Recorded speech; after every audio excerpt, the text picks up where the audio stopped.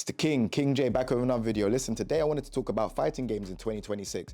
Now, I'm a person that's been playing fighting games for a very long time. I would say the first time I competed was 2008, but I've been playing fighting games for like, I'd say in the 90s.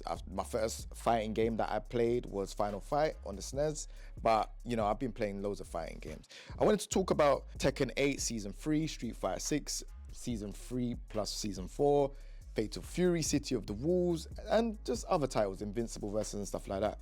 So first things first, let's get ahead and talk about Fatal Fury, City of the Wolves.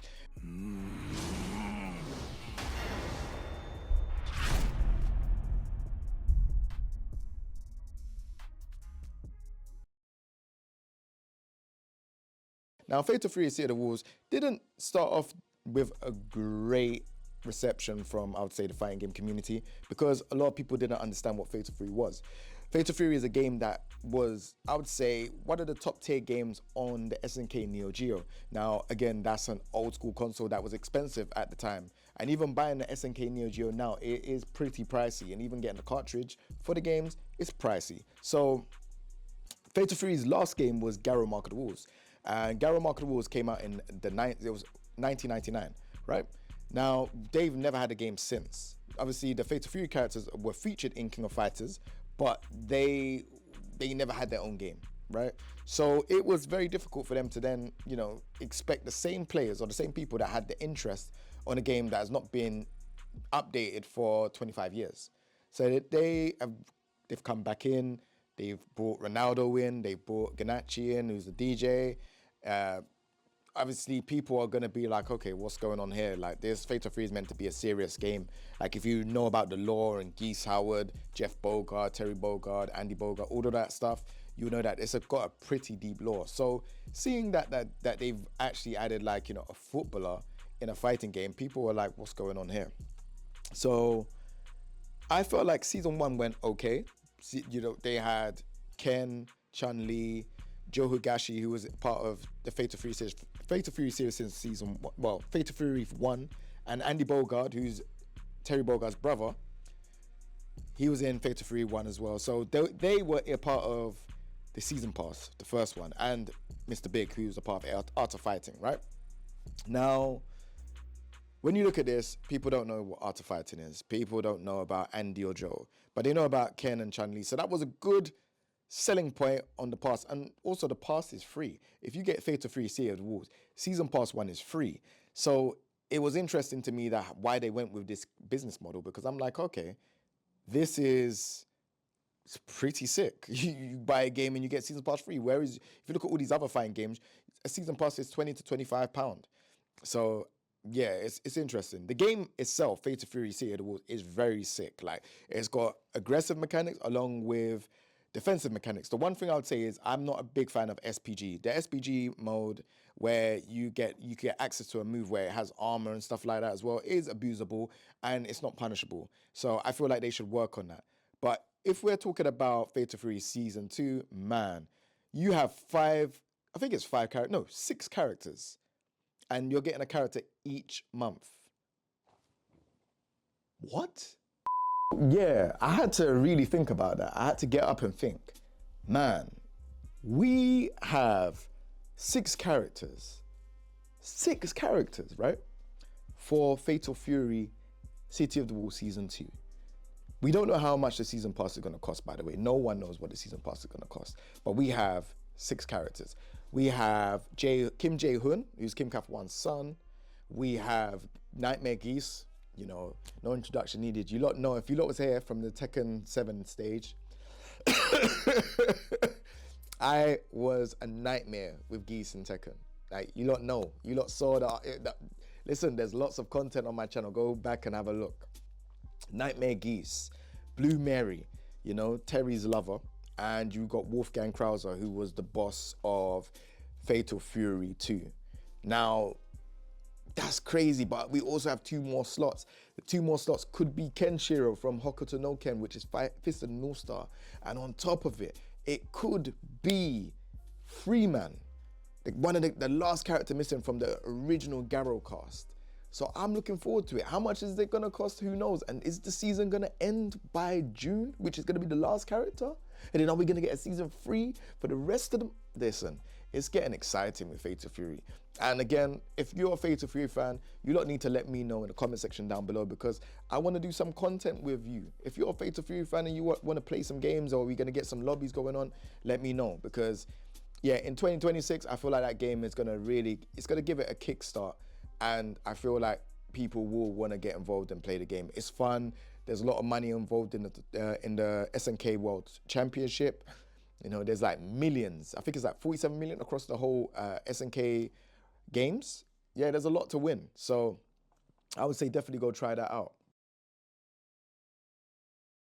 So we're going to talk about Tekken 8. Now, while Tekken 8 is an interesting subject to me, is because Tekken 8 hasn't started off in the greatest light. Now, if we look at things now, Tekken 8 Season 1, there was a lot of people complaining about it, but then there was a lot of people that was trying to love the game, right? I was trying to love the game, but I just disliked what was going on in the game.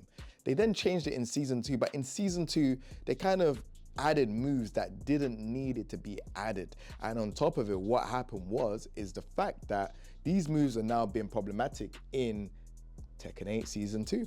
You know, a lot of these moves are heavily plus on block, but they're heavily plus on block. You can't really do anything. There's a lot more 50-50s, and they doubled down on what they initially said. They said there was going to be defensive mechanics in this game, but there's no defensive. There's nothing defensive. You just have to make a guess. You have to power crush, or you know, it's a very mash heavy game, and it's not. As someone that's a long time fan, I really struggle to enjoy it. Like I feel like it's now become, when I stream it, it's not fun anymore. Yeah, I feel like people could see it on my face. I'm not having fun. Whereas before with Tekken 7, as much as people might say it's not a great game, I had a lot of fun with Tekken 7. Like Season 4, 5 started to get a bit crazy, but yeah, other than that, it was a good game. So we're now approaching Tekken World Tour Finals, which is going to be next week. And I'm sitting here and I'm like, damn, Tekken 8 Season 3 could be announced. But what could happen? Because, you know, Harada's left. Did Harada leave because he saw what was going to happen for Season 3 and he just didn't want no part of it? Because he did say he wanted it to be a long-lasting game. And right now, he's not even about. What are the announcements going to look like now that Harada's not here? You know, Harada's the one that had a lot of the personality. I know Michael Murray would be there with him as well, but he's the one that everyone really, like, he had a personality and stuff like that. Maybe things will change. Maybe things will be shifted up. Like, is Nakatsu going to do the announcements now? Is Murray going to do the announcements? What's going to happen? Is Season 3 going to be changed that much that we're now going to be like, wow, this game is a huge improvement? They've done it before. You know, Tekken 7 didn't start off great, but then, you know, Season 3, it started to be somewhat decent. I know we had Launch Leroy, which is a bit crazy, but, you know, things could be changed, right? So we'll just have to give the benefit of the doubt. Are they going to release 4 characters? There's so many questions. 4 characters, is it going to be announced for the season pass, or is it going to be 6 characters? Is it going to be more? Like, are they going to tell us all the characters from the jump?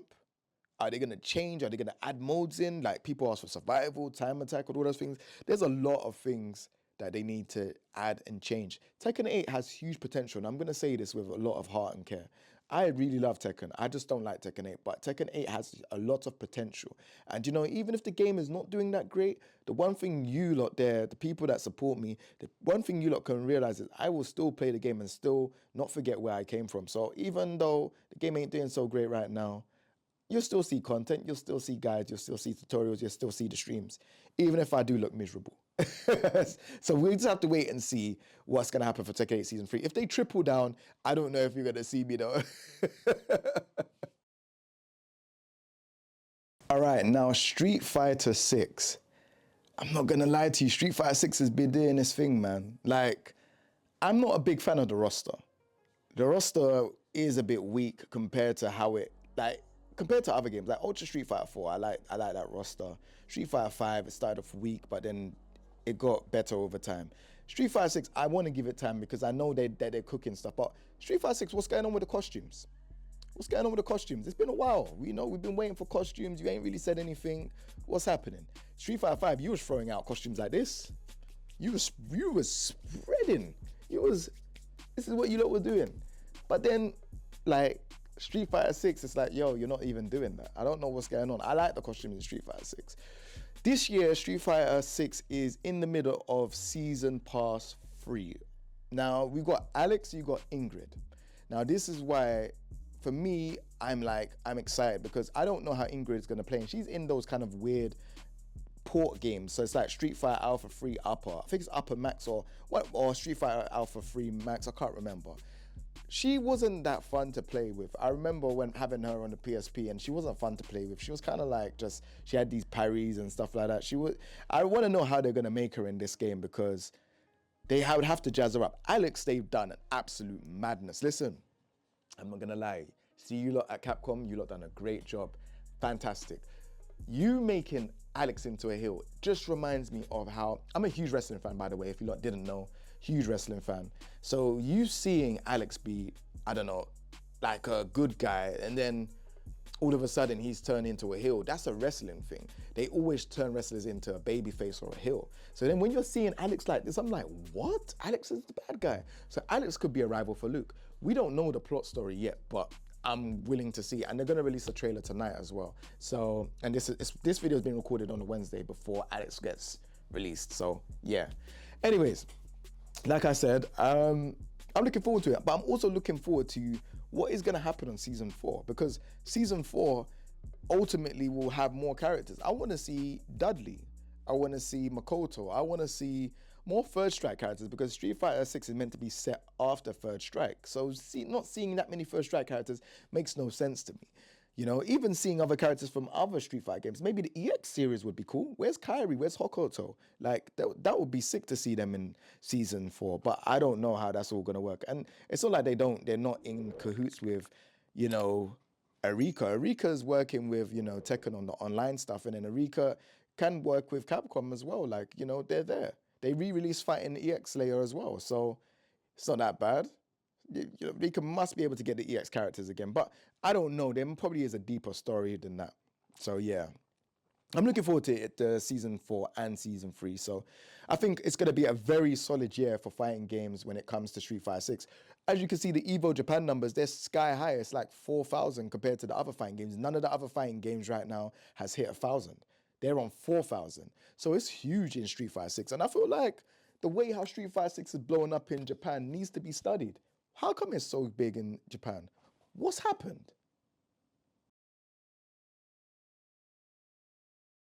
So Riot Games have made a game called 2XKO. Now, if you know about League of Legends is the biggest game of all time.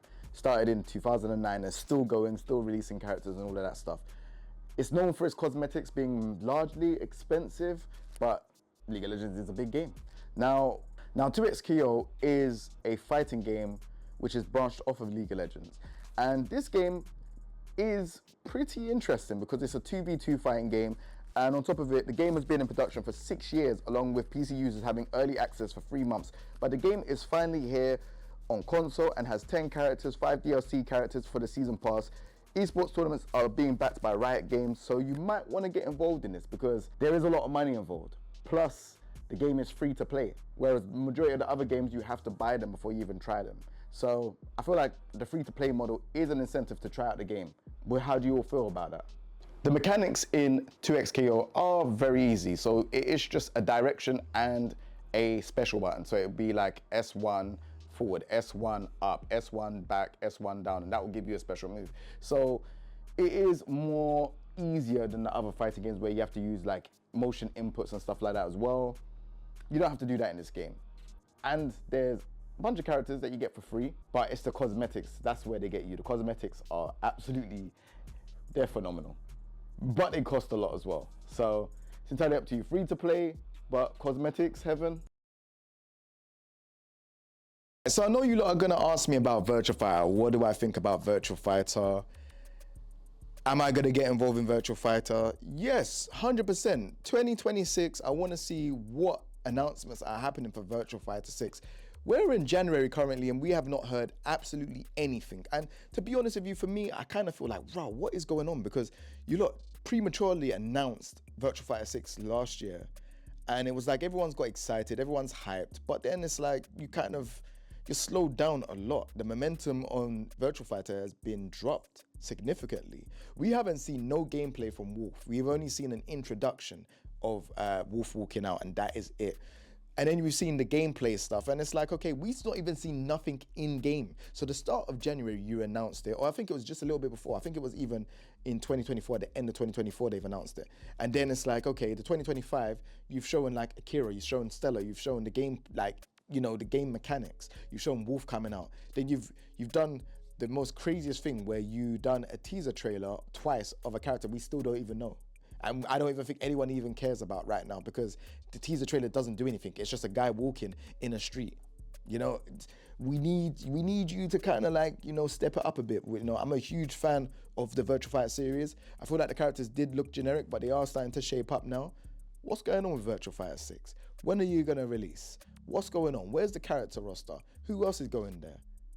Like, which other characters from Virtua Fighter are going to be there? Are you going to include fighting Megamix characters? Or should I say, you know, fighting Vipers? Or are you going to include some, you know, Yakuza characters? What's going to happen with Virtua Fighter 6? Is it going to be good? Are we going to be interested? Nobody knows. Is Harada going to be working on Virtua Fighter 6? Who knows? Like, there's a lot to unpack when it comes to Virtua Fighter 6. I want to see more podcasts and stuff the stuff that they did do. I want to see more of that this year. I'll be documenting it, but it will be a good time to try it out and see what's going on.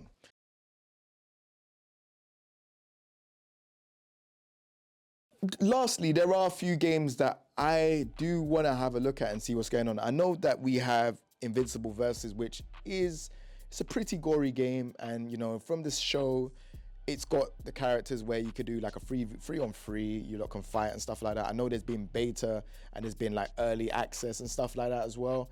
Game looks pretty cool. I haven't watched the show, so I don't have much to talk about, but it could be a game that you could play and you can try out. Do you think it's gonna do good? Let me know in the comment section down below.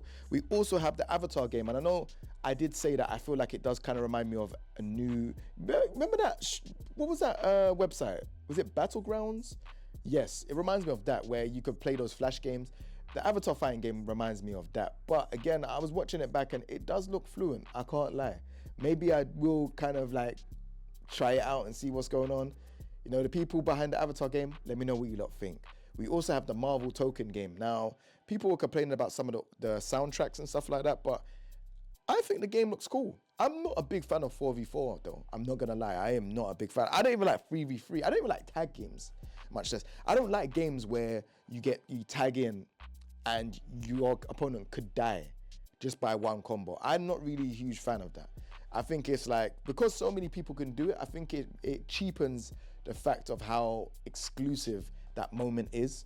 Whereas, you know, like if someone does like, I don't know, like a one-hit combo in like Tekken or, no, let me not say that because you had Akuma. But you know what I mean? I just feel like if someone does something like amazing, it shouldn't be that everyone can do it. So yeah. So there's Marvel Tokon. There's a bunch of other games as well that is going to be out. So, you know, Grand Blue Fantasy, is there going to be an update to that? Eunice, is there going to be an update to that? Fighting games, this could be the year. This could be the year that many other fighting games could be coming out. And if there's any other fighting games that I didn't announce, I know Mortal Kombat has been, you know, quiet. Do you reckon it will come with a season 3? Who knows? Are they going to let the cameos breathe and let them actually fight? Who knows? But yeah, this is my video on fighting games in 2026. Let me know what you lot think and what games are you lot looking out for. I'll see you lot in the comment section down below. Peace.